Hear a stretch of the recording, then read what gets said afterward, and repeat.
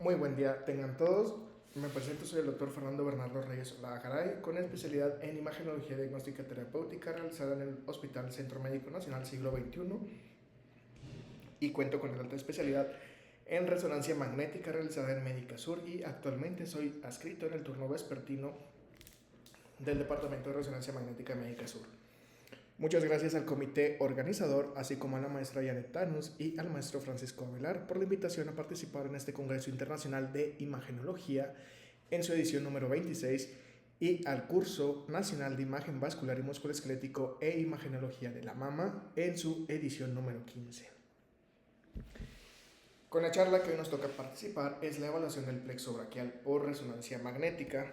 Fijando los objetivos de la plática, vamos a reconocer las estructuras involucradas en el plexo braquial, así como detallar los protocolos de adquisición que generalmente se usan para una adecuada valoración del mismo y así identificar las partes anatómicas importantes que vamos a describir y a valorar durante la realización de nuestro estudio y de nuestro reporte. A manera de introducción, cuando generalmente llegamos a ver una resonancia del plexo braquial, lo valoramos como en la imagen que está corriendo en forma de video, en donde presentamos una secuencia T2 de estira en plano coronal y se observan de manera bilateral el plexo braquial. Sin embargo, ¿qué es el plexo braquial? La pregunta principal es cómo se forma o de qué está hecho.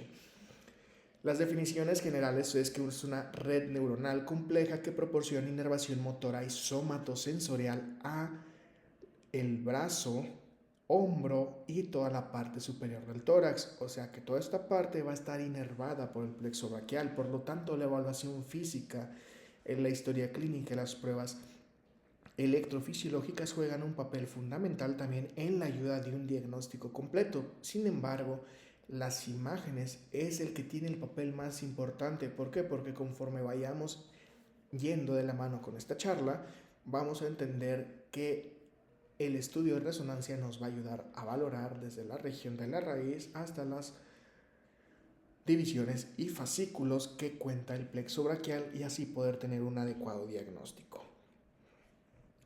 ¿Qué es lo que nos va a dar un adecuado diagnóstico? Va a ser conocer también cómo afecta el tratamiento según la plexopatía braquial, ya sea traumática y no traumática, y los elementos que se afecten. También para entender un poco todo esto hay que valorar este esquema. ¿Por qué? Porque es importante ver cómo se conforma el nervio periférico o el nervio en general, ya que la parte o la unidad fundamental conductora va a ser el axón neural, pero para tener una protección del axón va a estar recubierto de diversas capas.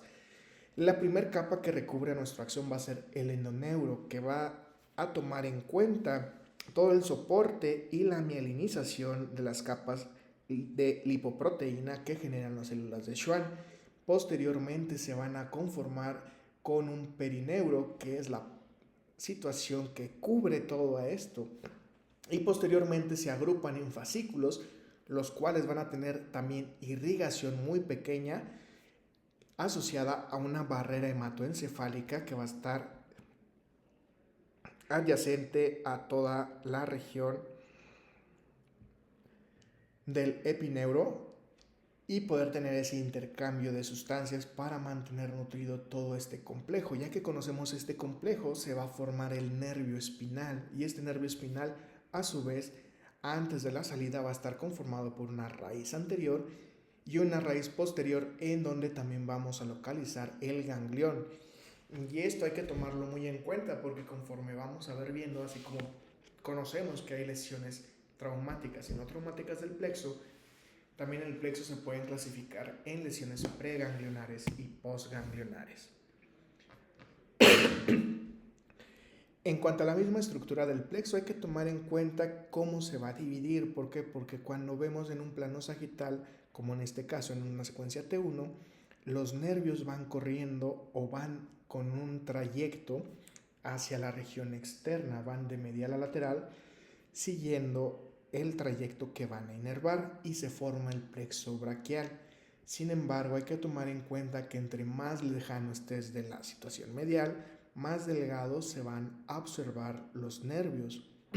¿Por qué? Porque ya se están bifurcando en cada una de las especiales o enfocado hacia donde lo van a inervar. Por ejemplo, en esta imagen tenemos en la flecha negra el nervio axilar, que es el que está mostrando aquí, y en la flecha blanca nos muestra al nervio radial. Entonces aquí está dividido, pero ¿qué es lo que pasa? Como lo vemos en esta imagen, en este video, hay, aparte de los nervios, muchísimas estructuras que discurren por esta zona. Por lo tanto, hay músculos, hay hueso, hay grasa, hay vasos. Si algo de esto está alterado, consecuentemente va a haber una alteración en nuestros nervios y puede haber una patología. Y hay que irlo a buscar de manera intencionada.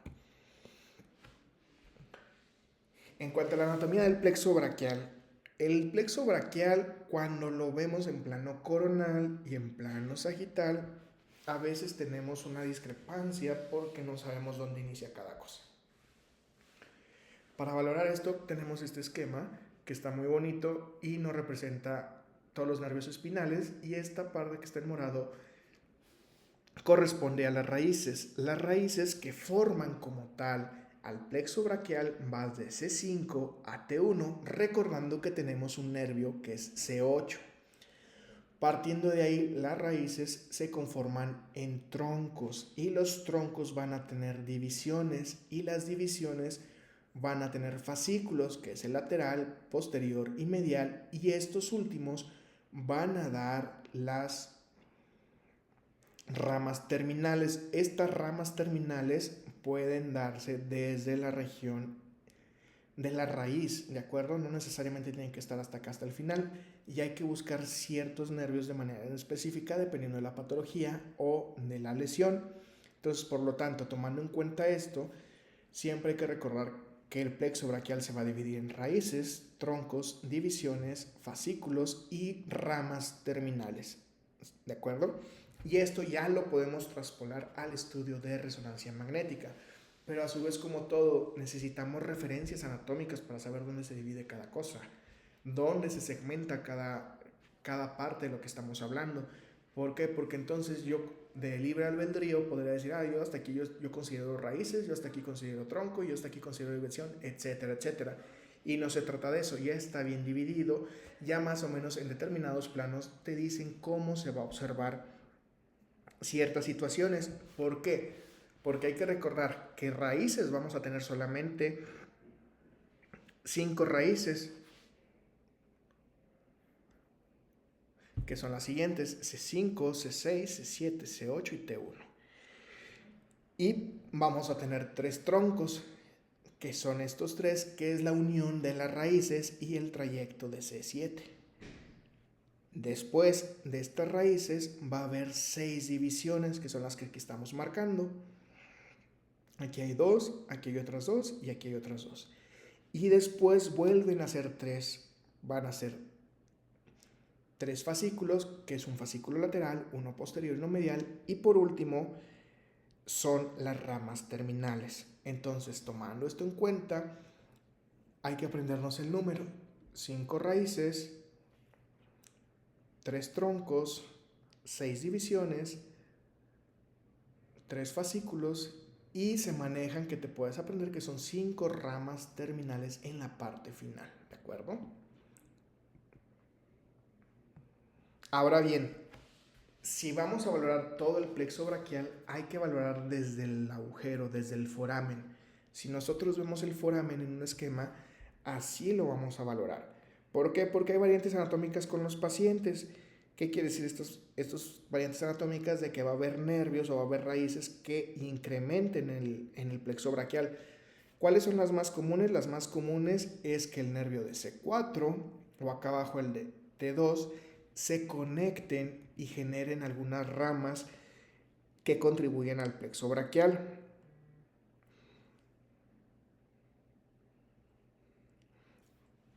Cuando el nervio de C4 inerva o se une al plexo braquial sin una participación activa del nervio T1, se llama un plexo braquial posfijado y muestra que va a haber una contribución hasta del segmento T2 o de la raíz T2. Entonces, este tipo de detalles son a veces los que nos pueden ayudar a que tengamos o no tengamos una variante, ¿no? O sea, cómo lo vamos a manejar. ¿Se puede dejar descrito? Sí, sí se puede dejar descrito. Y también sería importante valorar cómo están los potenciales en la electromiografía. Tomando esto en cuenta, el foramen neural es el origen del plexo braquial, de aquí van a salir las raíces.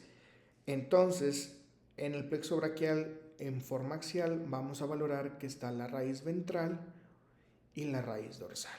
En la raíz dorsal, adyacente antes de la unión o decusación, va a estar el ganglio. Este ganglio se llama ganglio de la raíz dorsal y ya después se unen y sale un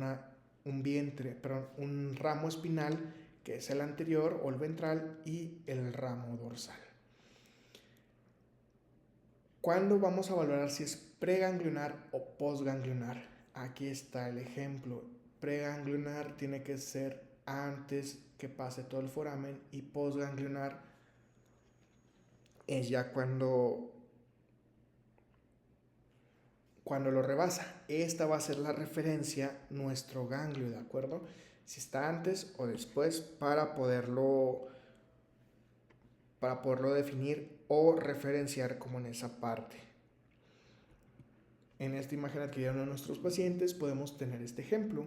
Vemos más hipointenso la raíz anterior y la raíz posterior. Aquí se dirigen y en esta parte donde se encuentra el solecito tenemos el ganglio dorsal. Entonces, a partir del solecito para acá atrás es preganglionar y de este sol para adelante sería postganglionar.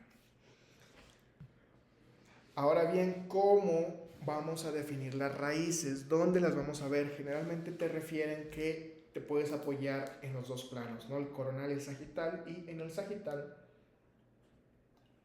veremos a las raíces agrupadas en forma de hilera como en este esquema. Están los forámenes y a partir de ahí se hace un corte y vemos desde C5 hasta T1 con la valoración de la primer costilla. En la resonancia magnética, ahorita lo vamos a ver, se van a ver como unas zonas apiladas de las mismas y salen foramen por foramen. ¿Cuándo vamos a saber que ya son troncos? Cuando vamos siguiendo en ese corte de medial a lateral, pasamos a través de los escalenos y aquí encontramos solamente 3 zonas de nervios que van a ser los troncos superior, medio e inferior. Cuando tenemos estos troncos, también vamos a valorar la primera costilla y aparte, otra de las referencias anatómicas es de que ya vamos a encontrar la arteria subclavia, que es la que está señalada aquí con el círculo rojo. ¿Dónde vamos a encontrar las divisiones? Va a cambiar, si nos fijamos, los troncos son estos 3, tenemos la arteria. Y los troncos cambian a divisiones justo cuando van a pasar hacia la clavícula. Y es en el margen lateral de la primera costilla, solamente se observa como una apariencia agrupada y van a permanecer ahora superiores a la arteria axilar, ya no es la subclavia, es la axilar. Y en el plano sagital vamos a contar las 6 divisiones. Recuerden que anteriormente dijimos 5 raíces, 3 troncos, 5 divisiones y ahora van a ser otra vez 3 porque son los fascículos. Ya es la parte más distal y va a estar en topografía de la apófisis coracoides. Aquí la división se va a hacer en forma de cuadrado. ¿Qué quiere decir esto? Que va a haber un lateral, un medial y un posterior. El posterior nos dicen que como mnemotecnia o para acordarnos de esto va a ser como una huella de una patita. Esta patita, el dedo del medio, la garra del medio va a ser la posterior, la lateral va a ser la superior y la que se ve un poco con tendencia inferior va a ser la medial, mientras que nuestra arteria, que sigue siendo la axilar en esta topografía, va a ser el colchón de la pata. ¿De acuerdo? Y por último, los fascículos. ¿Cómo vamos a encontrar los fascículos? Para encontrar los fascículos en nuestros esquemas, las ramas terminales principalmente van a tener una relación directa con la arteria axilar, que es este círculo rojo, y lo van a tener de forma en cuadrantes, ¿de acuerdo? el cuadrante que se encuentra entre las 12 y las 9 va a ser el músculo cutáneo, el mediano va a ser entre las 12 y las 3, el cubital entre las 3 y las 6 y abajo del músculo cutáneo encontraremos al radial y así es como los vamos a identificar. Ahora bien, si ya tomamos en cuenta cómo se ven los esquemas, hay que traspolarlo a cómo lo vamos a ver en la resonancia magnética. ¿Por qué? Porque es donde más no se nos dificulta. En este video de una secuencia en T1 en sagital vamos partiendo de medial a lateral según la segmentación que nos explican los artículos, en donde primeramente observamos de forma apilada, como habíamos comentado,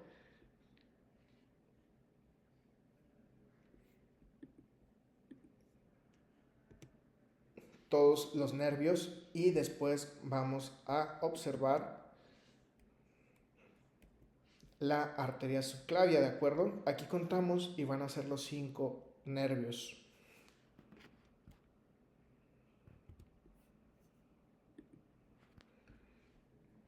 Entonces, ya que tenemos los 5 nervios, en este video aquí lo vamos pasando, los identificamos, ya sabemos que ahí están las raíces. Después de los nervios dijimos que siguen 3 troncos. Tenemos las 3 flechas que son los troncos y tenemos los vientres musculares.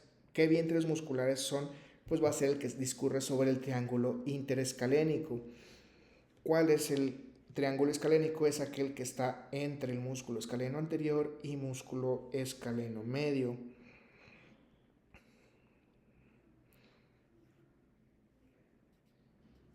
Entonces aquí el tronco superior, medio e inferior son los que están señalados de esta forma y en nuestra resonancia magnética, conforme los vamos corriendo, va a ser justo en esta parte donde se observan los vientres musculares y tenemos de referencia nuestra arteria subclavia en este momento.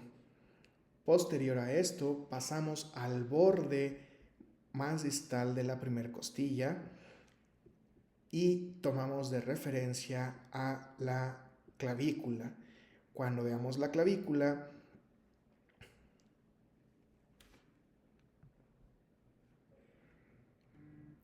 vamos a valorar las divisiones que están agrupadas entre sí en esta parte y aquí las estamos viendo siempre encima de la arteria subclavia y por delante está la vena subclavia y la clavícula.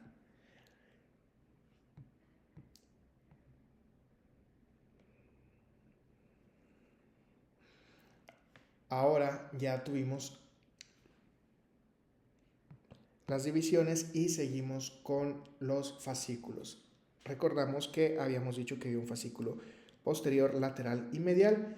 Y aquí, pues como todo en las figuras, ¿no?, de imagen, o sea, no es la huellita como tal, nos refiere el diagrama, pero al fin y al cabo la parte más fuerte o la más grande correspondería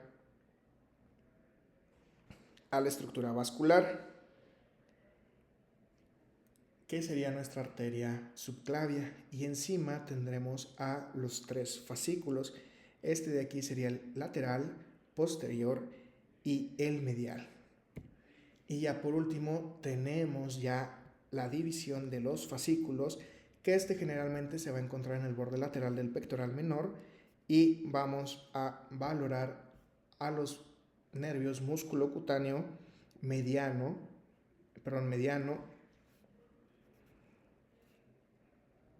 cubital y radial.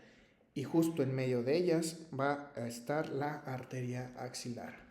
Y por lo tanto, en nuestro diagrama, nuestro esquema, así quedaría, ¿no? Y es cuando se ve bonito porque lo puedes identificar con colores y siempre se nos va a modificar la anatomía cuando lo vemos en resonancia, ¿no? Pero con esta imagen lo pueden valorar, la pueden tener y siempre va a estar a la mano, ¿no?, donde se divide cada cosa, para que así se nos facilite el desarrollo de la identificación de estos mismos.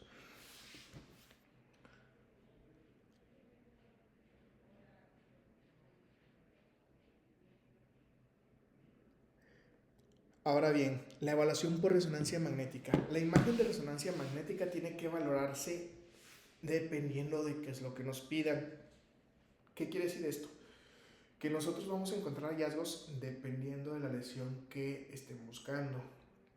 ¿Qué es lo primero de la evaluación? Valorar qué componentes están, ¿no? Como les dije, las variantes anatómicas, dónde emergen, dónde van y hacia qué estructuras están relacionadas. Después de esto, si ya está una lesión, ver la cronicidad. ¿Por qué? Porque si hay datos de denervación, hay edema, hay hematomas o hay diversas lesiones asociadas como fracturas o otros tipos de cosas.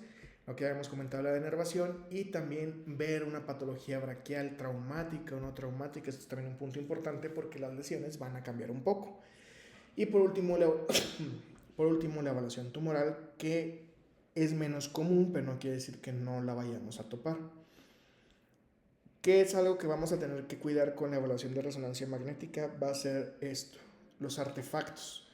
Nosotros cuando tenemos a los pacientes generalmente puede haber un artefacto de interfaz aire-tejido por la posición, por el lugar y la pulsación vascular, recordando que en los esquemas vimos que las arterias y las venas, sobre todo la arteria subclavia en su trayecto hacia el axilar, tiene estrecha relación sobre las divisiones, fascículos y ramas terminales, y como está en el opérculo torácico, está adyacente a la región del opérculo torácico, el movimiento respiratorio va a jugar una pieza importante en cómo lo vamos a evaluar. Hay otras situaciones que no vamos a ahondar tanto en el tema, pero para que sea algo de conocimiento, es la cuestión que con los bebés y los niños chiquitos, los ganglios nos juegan a veces. Hay un efecto parcial de volumen, ¿no? Entre los niños más chiquitos y así los ganglios generalmente son normales, pero están incrementados en el tamaño. Hay recomendaciones que nosotros o en lo personal generalmente no hacemos, pero los artículos sí lo marcan, que se les puede administrar cierta cantidad de contraste para que estos ganglios disminuyan en las secuencias de STIR. Entonces, en la planeación generalmente se realizan estos o se piden estos protocolos. Una de las cosas importantes es tener nuestros volúmenes. ¿Para qué? Para así nosotros también poder reconstruirlos y de preferencia hacerlos en unos equipos de 3 Teslas. Nosotros manejamos en el hospital un equipo de 3 Teslas de la marca General y nos ayuda bastante, pero de igual manera el usar el 1.5 Teslas que nosotros manejamos la marca Siemens, también en nuestra experiencia, no es como que te reduzca el diagnóstico, lo vas a diagnosticar, lo que sí te reduce es la resolución de la raíz y la identificación de la raíz, pero de que se puede llegar a un diagnóstico con un resonador 1.5 Tesla, se puede llegar sin problema, siempre y cuando tengamos todos estos planos y sigamos bien la planeación de los nervios. En las siguientes diapositivas pues vamos a explicar cómo es la planeación. La planeación generalmente va dependiendo de cómo nosotros vamos a posicionar al paciente, cómo se coloca el paciente, y ese sería el plano coronal, ¿no? Generalmente, dependiendo del artículo y dónde veas que se planea, hay unos que te dicen que ya lo hagas directamente, hagas al menos un plano bilateral, y otros que lo hagas directamente ya solamente sobre la lesión. Generalmente cuando lo haces bilateral sí te va a ayudar porque para comparar cuál está normal, cómo se ven las raíces del otro lado que no tiene lesión o que no te lo mandan por lesión, a cómo se ven el que sí tiene. Ya partiendo de esto sí te puedes ir directamente y dirigido hacia donde está el plexo o el daño al que te están pidiendo. Se realizan los cortes ahí un poco angulados para poder adquirirlos de buena forma y realizar también siempre los planos axiales. El plano axial se realiza en bloque, a veces también puedes hacer axiales en tercera dimensión para poderlo reconstruir. E igual la recomendación, hacer el plano axial de manera bilateral y así valorar ambos plexos. Y la oblicuidad. ¿Cómo vamos a hacer la oblicuidad? Pues se hace perpendicular al plexo braquial, a las raíces que nosotros veamos, para poder así seguirlas en los cortes, como en el T1 que hemos mostrado en los videos con los esquemas que hacemos aquí en el hospital, y así poder identificar las raíces y cada una de ellas.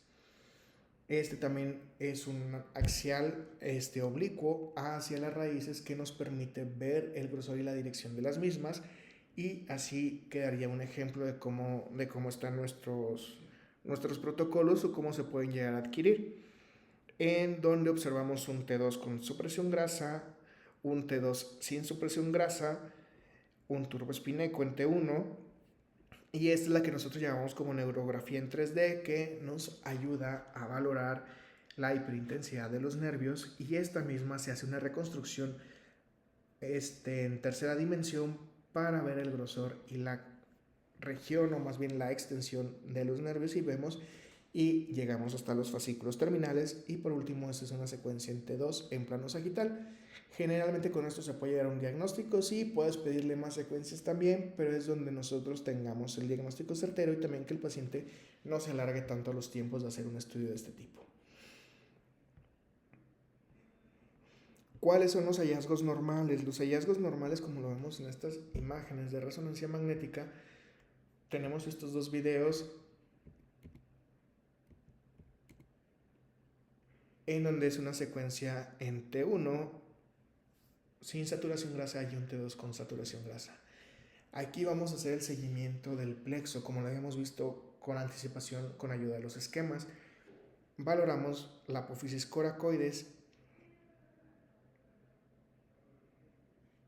o más bien desde el principio de la región medial, las raíces. Aquí vemos cómo salen las raíces de manera bien normal, triángulo interescalénico, la referencia de la clavícula, y después vamos a pasar a la referencia de la apófisis coracoides para llegar a las ramas terminales.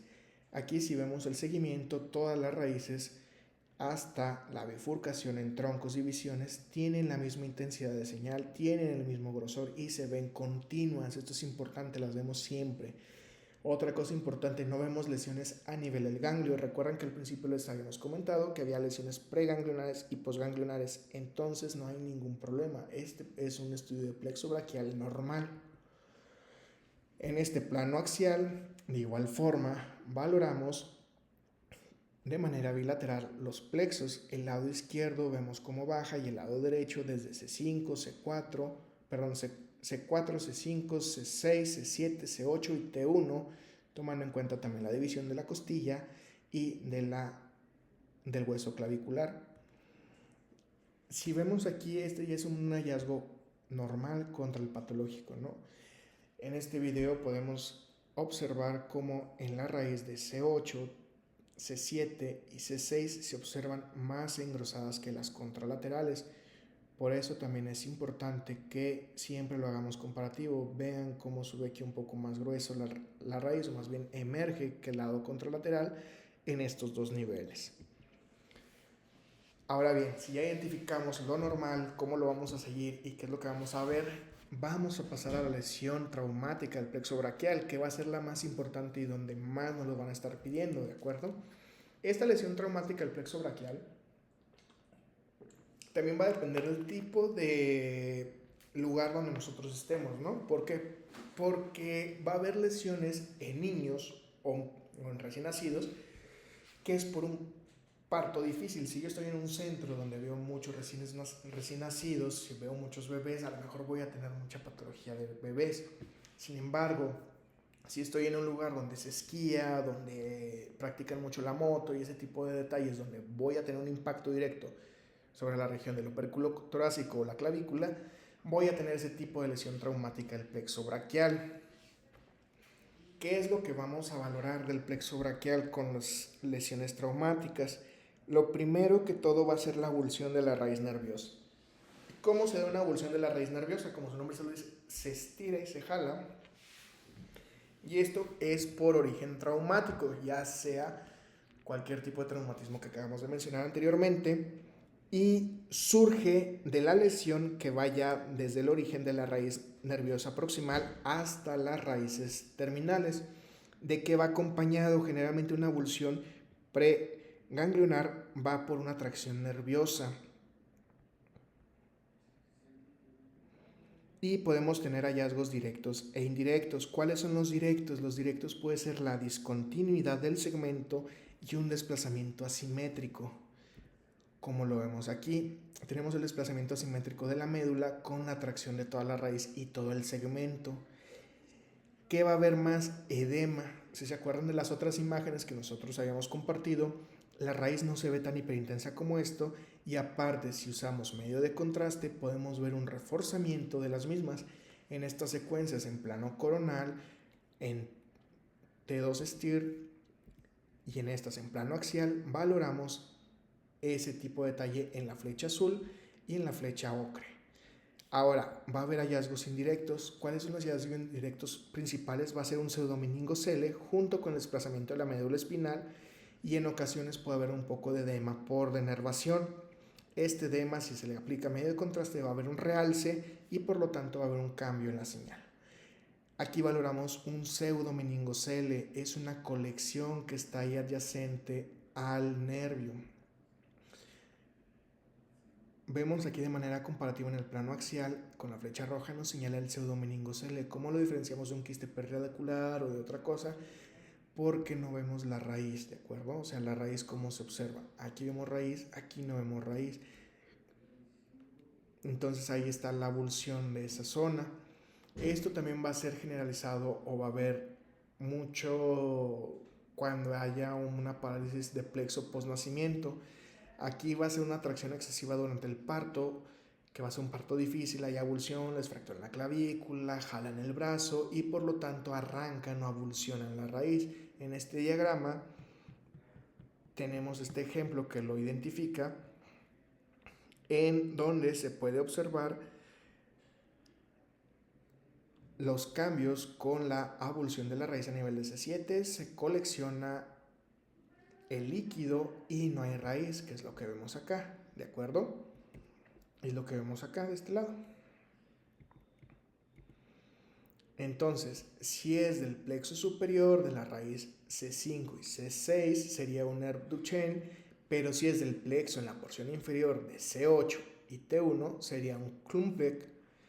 Y aquí va a ser donde vamos a valorar si es una lesión pre o postganglionar. ¿Por qué? Porque si está posterior va a ser una lesión preganglionar, ¿de acuerdo? El pseudomeningocele se considera como tal una lesión preganglionar. Así se les ve el bracito cuando tienen esta patología y generalmente estos son los mecanismos, ¿no? Los mecanismos de acción, cómo se arranca o cómo se lastima el plexo, C8-T1, C5-C6, como puede ser por una caída en un adulto o puede ser un estirón muy fuerte también en un adulto. Siguiendo con la lesión traumática del plexo braquial, tenemos estas imágenes en donde observamos a algunos son de adultos, a comparación de los otros que habíamos mostrado que son postnacimiento de bebés, en donde se demuestra en estos planos Stiller pseudomeningoceles. Miren, no hay emergencia de la raíz y solamente se observa la colección líquida señalada con esas puntas de flecha. Posteriormente, en la siguiente imagen, valoramos cómo se observan de manera heterogénea los vientres musculares. Estos vientres musculares es del mismo paciente, o se refiere que es del mismo paciente, en donde ya tiene cambios por denervación y por eso se ve atrófico secundario a la lesión. ¿Cuál es la diferencia? Que el trapecio sí se conserva. ¿Por qué? Porque no está lesionada la raíz que va directamente al trapecio. Y por último, en este se refiere que es un paciente de 65 años que sufrió una lesión en motocicleta hace 10 meses de cuando se tomó la resonancia magnética. Y aquí vemos toda esta lesión. La flecha blanca vemos cómo cambia la intensidad de las fibras del nervio. Esta raíz está lesionada como lo habíamos visto anteriormente en el bebé. Y aquí también tenemos esta alteración en la señal en donde se genera como una tracción desde la médula y es secundario a todo el trauma que recibió.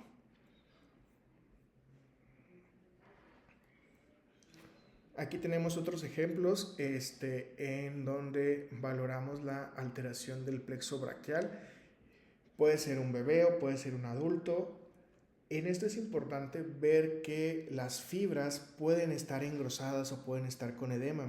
Aquí en este plexo braquial al lado derecho, las raíces de C6, C5 y C7 muestran edema y se dirige hacia la región de los troncos y las divisiones junto con el recorrido hacia el triángulo escalénico y un poco de edema.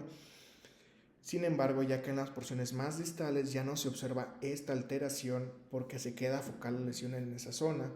De igual manera, en este bebecito, aparte tenemos lesiones preganglionar es secundario a una avulsión. ¿Por qué? Porque ya tenemos ahí datos o signos de pseudomeningocele, que es el que vamos a ver en esta zona. Y si seguimos la imagen por completo, en esta zona las raíces o a nivel de las raíces está engrosada, no tiene una adecuada continuidad, y posteriormente las divisiones y los troncos se observan engrosados e irregulares en el cambio de la señal, como lo estoy ejemplificando aquí con el señalador, en comparación contra el contralateral. ¿Qué es otro de los datos que podemos observar? Es lo siguiente. Nosotros tenemos hallazgos indirectos, como lo habíamos comentado. Uno de ellos, que es de los más importantes, es ver la asimetría. O sea, nosotros vemos la asimetría muscular y se va a ver en los dos planos, ¿de acuerdo? Aquí vemos este plano sagital en este video de un T2, en donde encontramos disminución del volumen de los vientres musculares y se corrobora en el plano coronal, además de ver una simetría en ambos hombros secundario a la denervación de estos vientres musculares por una lesión del plexo braquial del lado derecho. Otros de los detalles que tenemos que tomar en cuenta ya es la lesión como tal de los nervios periféricos. Hay estos tres términos que en lo personal yo casi no los utilizo, no se pueden utilizar, sí, pero suena más algo que utilizaría en histopatología, pero hablan de la neuropraxia, axantonomesis y neurogmesis. Cada una de ellas quiere decir que si hay un nervio intacto, si hay una lesión axonal o una lesión completa del nervio.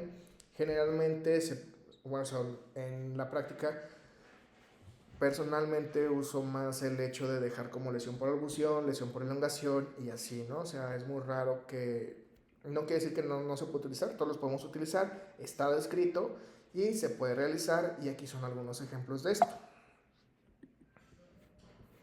Cómo cambia cada uno de ellos y cómo observamos el edema ya en los nervios. Ahora sí, ya por último vamos a hacer una revisión que no es tan común, pero no quiere decir que no lo vamos a topar, de la lesión no traumática del plexo braquial. La primera que nos hablan los artículos es de la lesión por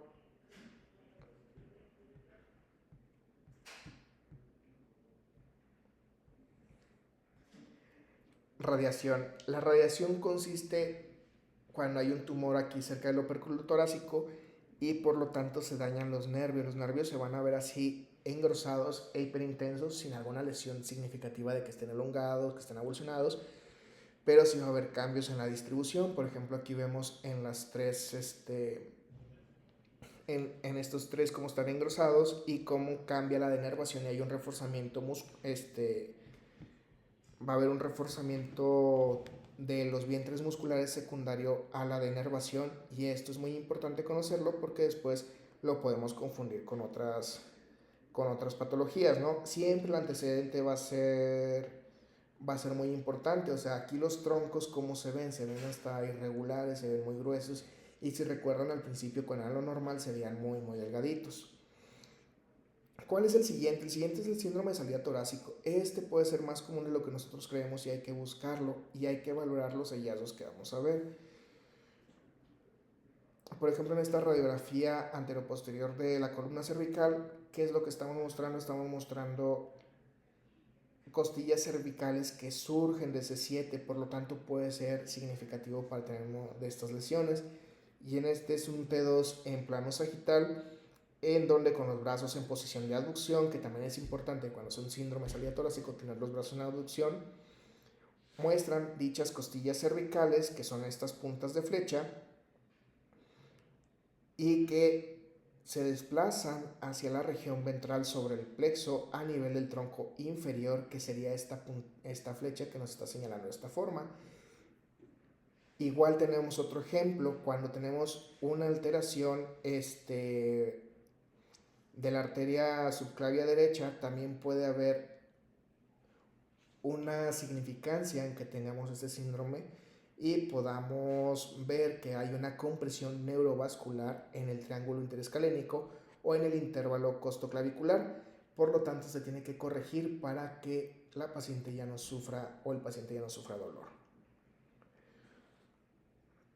Otra de las cuestiones que podemos encontrar que también es poco frecuente es este síndrome, que es una plexitis braquial. Esta plexitis, generalmente los pacientes van a tener un dolor muy intenso, la aparición es repentina, generalmente es hasta bilateral, ¿de acuerdo? Los signos indirectos que vamos a encontrar va a ser mucho edema en los vientres musculares, va a ser multicompartimental, no está como que enfocado solamente en alguna región y generalmente se le llama una denervación plumosa, que es el hallazgo más frecuente. Entonces en estas imágenes tenemos a un T2 con saturación grasa en sagital que muestra edema multicompartimental, ¿no? Entonces aquí tenemos compromiso del vientre muscular del supraespinoso, tenemos al infraespinoso también comprometido y parte del deltoides, ¿de acuerdo? Todo esto tiene que ver o está compatible con una neuritis aguda por cómo se está comportando. Y en el T2 coronal con saturación grasa también estamos viendo que en la parte superior del tórax hay un marcado edema en todo el opérculo y además existe una simetría significativa del plexo en donde está engrosado toda esta zona con una significancia importante que nos conduce a una plexitis braquial. Otro de los datos que podemos encontrar en las no traumáticas es la polineuropatía desmielinizante inflamatoria crónica, que aquí vemos en esta reconstrucción en 3D Space en máxima intensidad de proyección el engrosamiento importante de todas las ramas, cómo se observan y cómo lo vamos a observar en el T2 en axial y la dirección. ¿Qué quiere decir? Que ya tiene una inflamación crónica, se va inflamando todo el plexo braquial desde el inicio hasta el término y esto los condujo, dependiendo de la alteración y la clínica sobre todo, a este diagnóstico. El siguiente es la neuritis braquial infecciosa, que también puede ser poco frecuente, pero se produce secundario a una propagación directa de alguna infección o alguna cirugía cercana al hombro, a la clavícula, algo por el estilo, una fractura expuesta, y se infecta todo el plexo. Por lo tanto, los vientres musculares que inerva el plexo van a estar con un acentuado edema y reforzamiento. Y ya por último, pero no menos importante, los tumores del plexo braquial. Los tumores del plexo braquial generalmente es más común por una invasión, una metástasis de un cáncer de pulmón apical, que haya un cáncer de mama, que haya una alteración linfática o tumores óseos, ya sea de la columna o incluso hasta la misma clavícula, se han descrito algunos casos. Sin embargo, sí hay tumores primarios del plexo braquial, tanto benignos como malignos. También son raros, pero generalmente se dividen en un origen neurogénico y no neurogénico. Entonces, si vamos a hablar de los tumores neurogénicos, los benignos, pues los que ya conocemos de las fibras, ¿no? Schwannoma, ganglioneuroma e incluso neuroma plexiforme, ¿no? Aunque generalmente es benigno, también se han registrado entre el 5 y el 10% en una transformación maligna y que se genera como un tumor de gran tamaño. Y también hay un tumor maligno específico del plexo braquial que hay que conocerlo por si alguna vez nos llega a tocar. Sería el tumor maligno de la vaina del nervio periférico, que generalmente sus características por resonancia magnética es un signo de la diana con grasa dividida. Y es muy poco común, pero sí hay que tomarlo en cuenta en dado caso que nos toque. Aquí tenemos un ejemplo en donde nos refieren que es un paciente con neurofibromatosis tipo 1, con múltiples neurofibromas plexiformes que se ubican en toda la emergencia del